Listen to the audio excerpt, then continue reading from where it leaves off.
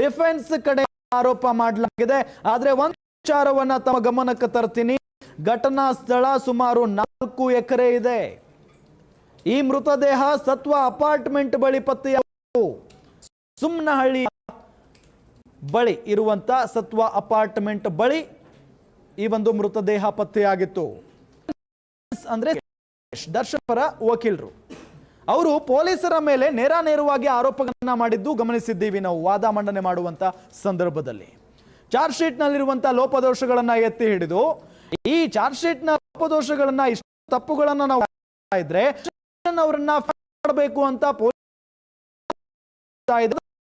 ಕಾಣಿಸ್ತಾ ಇದೆ ಅನ್ನೋದು ಗೊತ್ತಾಗಿದೆ ಅನ್ನೋ ನಿಟ್ಟಿನಲ್ಲಿ ನಾಗೇಶ್ ಮಾಡಿದ್ರು ಮತ್ತು ಆರೋಪಗಳನ್ನ ಮಾಡಿದ್ರು. ಅದೇ ವಿಚಾರವನ್ನ ಇಲ್ಲಿ ಹೇಳ್ತಾ ಇರುವ SPP ಪ್ರಸನ್ನ ಕುಮಾರ್ ಅವರು ಘಟನೆ 8ನೇ ತಾರೀಕು ಆಗಿದೆ, ಆದ್ರೆ ಘಟನಾ ಸ್ಥಳಕ್ಕೆ ಪೊಲೀಸರು ಹೋಗಿಲ್ಲ ಅಂತ ಡಿಫೆನ್ಸ್ ಕಡೆಯಿಂದ ಅಂದ್ರೆ CB ನಾಗೇಶ್ ಅವರು ಆರೋಪ ಮಾಡಿದ್ರು. ಮೇಲೆ ಸ್ಥಳ ಮಹಾಜರು ಮಾಡೋದನ್ನ ಲೇಟ್ ಮಾಡಿದ್ದಾರೆ. ಹೀಗೆ ಒಂದಿಷ್ಟು ಆರೋಪಗಳನ್ನ ಪೊಲೀಸರ ಮೇಲೆ ಮಾಡಿದ್ರು CB ನಾಗೇಶ್. ಆದ್ರೆ ಒಂದು ವಿಚಾರವನ್ನ ತಮ್ಮ ಗಮನಕ್ಕೆ ತರ್ತೀನಿ ಅಂತ ಹೇಳಿ ನ್ಯಾಯಾಧೀಶರ ಮುಂದೆ ಇಲ್ಲಿ SPP ಪ್ರಸನ್ನ ಕುಮಾರ್ ಅವರು ಈಗ ಘಟನಾ ಸ್ಥಳ ಸುಮಾರು 4 ಎಕರೆ ಇದೆ. ಈ ಮೃತದೇಹ ಸತ್ವ ಅಪಾರ್ಟ್ಮೆಂಟ್ ಬಳಿ ಪತ್ತೆಯಾಗಿತ್ತು. ಸುಮ್ಮನಹಳ್ಳಿ ಬಳಿ ಇರುವಂತ ಸತ್ವ ಅಪಾರ್ಟ್ಮೆಂಟ್ ಬಳಿ ಈ ಒಂದು ಮೃತದೇಹ ಪತ್ತೆ ಆಗಿದೆ ಅನ್ನೋ ನಿಟ್ಟಿನಲ್ಲಿ ಈ ಸಂದರ್ಭದಲ್ಲಿ SPP ಪ್ರಸನ್ನ ಕುಮಾರ್ ಅವರು ಪ್ರತಿವಾದವನ್ನ ಮಂಡಿಸ್ತಾ ಇರುವುದನ್ನು ಗಮನಿಸ್ತಾ ಇದ್ದೀವಿ. ಒಟ್ಟಾರೆ ಇಲ್ಲಿ CB ನಾಗೇಶ್ ಅವರ ವಾದಕ್ಕೆ ಟಕ್ಕರ್ ಕೊಡ್ತಾ ಇರೋದನ್ನ ಗಮನಿಸ್ತಾ ಇದ್ದೀವಿ. ಇವರ ಪ್ರತಿವಾದ ಯಾವ ರೀತಿಯಾಗಿರುತ್ತೆ ಅನ್ನೋ ನಿಟ್ಟಿನಲ್ಲೇ ಕಾದು ಕೂತಿದ್ರು ಎಲ್ಲರೂ. ನೋಡಿ ಎಲ್ಲಿಂದ ಶುರುವಾಯಿತು ಮತ್ತೆ ಚಿತ್ರದುರ್ಗದಿಂದ ಆ ವ್ಯಕ್ತಿ ಅಥವಾ ಆ ರೇಣುಕಾ ಸ್ವಾಮಿಯನ್ನ ಹೇಗೆ ಕರ್ಕೊಂಡು ಬರಲಾಯಿತು, ಆತನನ್ನ ಯಾರೆಲ್ಲ ಫಾಲೋ ಮಾಡಿದ್ರು ಮತ್ತು ಏನು ಕಾರಣ ಹೇಳಿ ಆತನನ್ನ ಕಾರ್ಯನಿರ್ವಹಿಸಿಕೊಂಡ್ರು, ಸಂಪೂರ್ಣವಾದಂಥ ಮಾಹಿತಿಯನ್ನ ಕೋರ್ಟ್ನಲ್ಲಿ SPP ಪ್ರಸನ್ನ ಕುಮಾರ್ ಅವರು ನೀಡ್ತಾ ಇದ್ದಾರೆ ನ್ಯಾಯಮೂರ್ತಿಗಳ ಮುಂದೆ. ಮತ್ತೆ ಏನೆಲ್ಲ ಮೆಸೇಜಸ್ಗಳು ಹೋಗಿದ್ದಾವೆ ಬಂದಿದ್ದಾವೆ ಇದೆಲ್ಲದರ ಬಗ್ಗೆಯೂ ಕೂಡ ಸಂಪೂರ್ಣವಾದಂಥ ಮಾಹಿತಿಯನ್ನ ನೀಡಿದ್ದಾರೆ.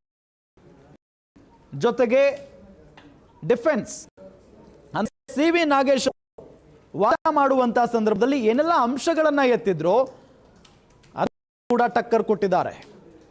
ಮೊದಲಿಗೆ ಪೊಲೀಸರ ಮೇಲೆ ನೇರವಾಗಿ ಆರೋಪವನ್ನ ಮಾಡಿದ್ರು CB ನಾಗೇಶ್. ಸ್ಥಳ ಮಹಜರಿಗೆ ಲೇಟ್ ಆಗಿ ಹೋಗಿದ್ದಾರೆ.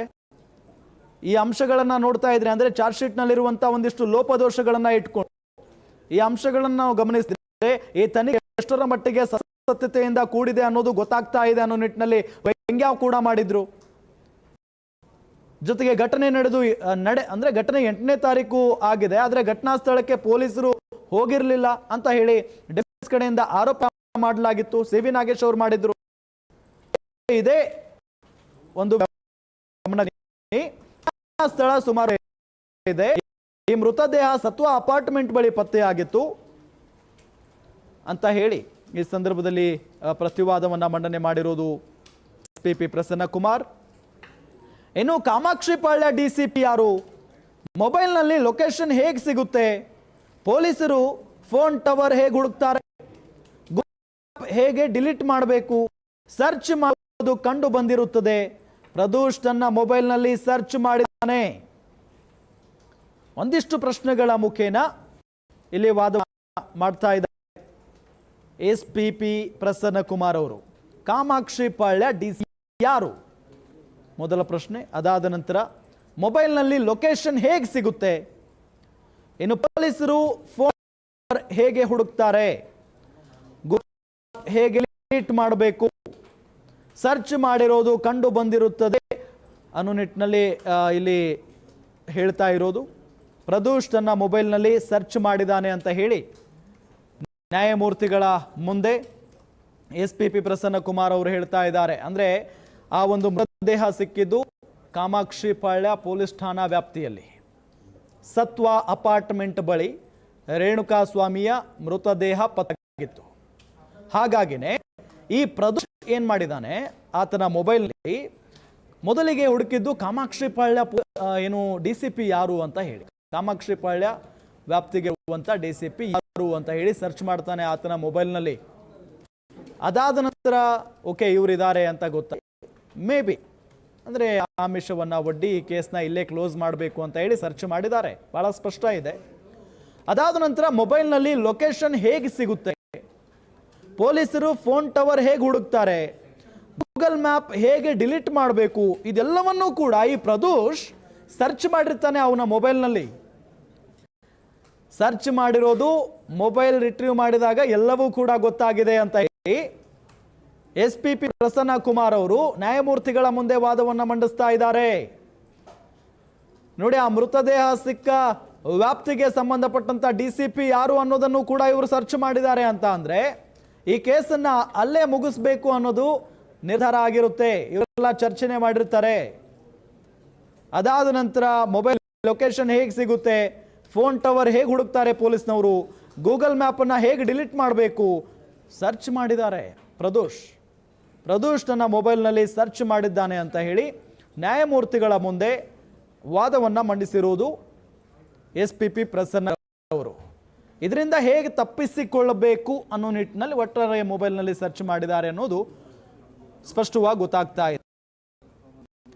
ಕೊಲೆ ಆಗಿರೋದು ಪಟ್ಟಣಗೆರೆ ಶೆಡ್ನಲ್ಲಿ ಕೂಡ, ಮೃತದೇಹ ಸಿಕ್ಕಿರೋದು ಸುಮ್ಮನಹಳ್ಳಿಯ ಒಂದು ಅಪಾರ್ಟ್ಮೆಂಟ್ ಬಳಿ.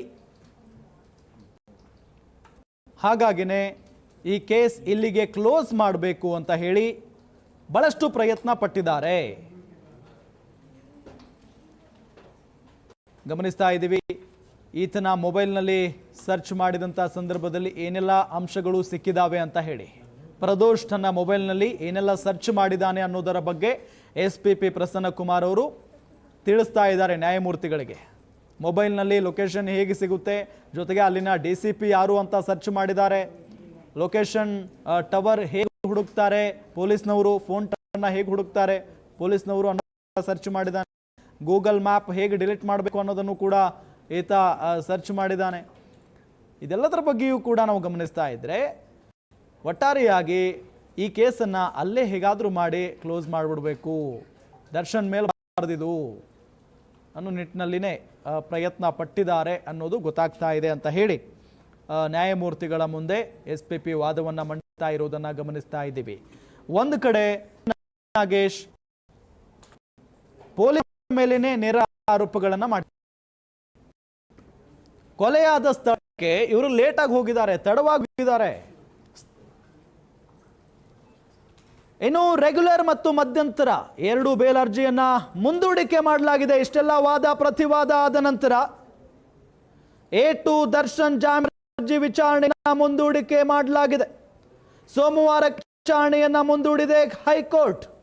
ರೆಗ್ಯುಲರ್ ಮತ್ತು ಮಧ್ಯಂತರ ಎರಡು ಬೇಲ್ ಅರ್ಜಿಯನ್ನ ಮುಂದೂಡಿಕೆ ಮಾಡಲಾಗಿದೆ. ಡಿಸೆಂಬರ್ 9ಕ್ಕೆ ವಿಚಾರಣೆಯನ್ನ ಮುಂದೂಡಿದೆ ಈಗ ನ್ಯಾಯಾಲಯ. ವಾದ ಪ್ರತಿವಾದ ಇದೆಲ್ಲವನ್ನು ಕೂಡ ಕೇಳಿಸಿಕೊಳ್ಳುವಂತ ಹೈಕೋರ್ಟ್ ಈಗ ವಿಚಾರಣೆಯನ್ನ ಮುಂದೂಡಲಾಗಿದೆ. ಸೋಮವಾರಕ್ಕೆ ವಿಚಾರಣೆ ಮುಂದೂಡಲಾಗಿದೆ. ಈಗ ರೆಗ್ಯುಲರ್ ಮತ್ತು ಮಧ್ಯಂತರ ಎರಡು ಅರ್ಜಿ ಮುಂದೂಡಲಾಗಿದೆ. ಇನ್ನೂ ಪ್ರತಿವಾದ ಅಂತ್ಯ ಆಗಿಲ್ಲ, ಇನ್ನೂ ಸಾಕಷ್ಟು ವಾದವನ್ನ ಮಾಡೋದು ಬಾಕಿ ಇದೆ ಪ್ರಸನ್ನ ಕುಮಾರ್ ಅವರು. ಹಾಗಾಗಿನೇ 9ನೇ ತಾರೀಕು ಡಿಸೆಂಬರ್ 9ಕ್ಕೆ ವಿಚಾರಣೆ ನಡೆಯುತ್ತೆ. ಮತ್ತೆ ಈಗ ವಿಚಾರಣೆಯನ್ನ ಮುಂದೂಡಲಾಗಿದೆ. ಸೋಮವಾರ ವಿಚಾರಣೆ ನಡೆಯುತ್ತೆ. ಇವತ್ತು ಗೊತ್ತಾಗುತ್ತೆ ದರ್ಶನ್ ಅವರಿಗೆ ರೆಗ್ಯುಲರ್ ಬೇಲ್ ಸಿಗುತ್ತಾ ಅಥವಾ ಮಧ್ಯಂತರ ಬೇಲ್ ಏನು ಸಿಕ್ಕಿದೆಯಲ್ಲ ಅದು ರದ್ದಾಗುತ್ತಾ ಅಂತ ಹೇಳಿ. ಸೋಮವಾರ ದರ್ಶನ್ ಬೇಲ್ ಭವಿಷ್ಯ ನಿರ್ಧಾರ ಆಗುತ್ತೆ.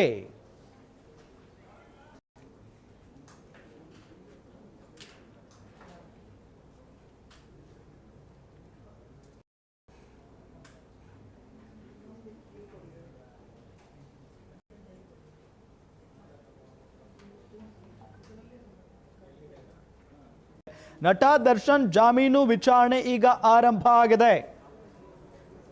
ರೆಗ್ಯುಲರ್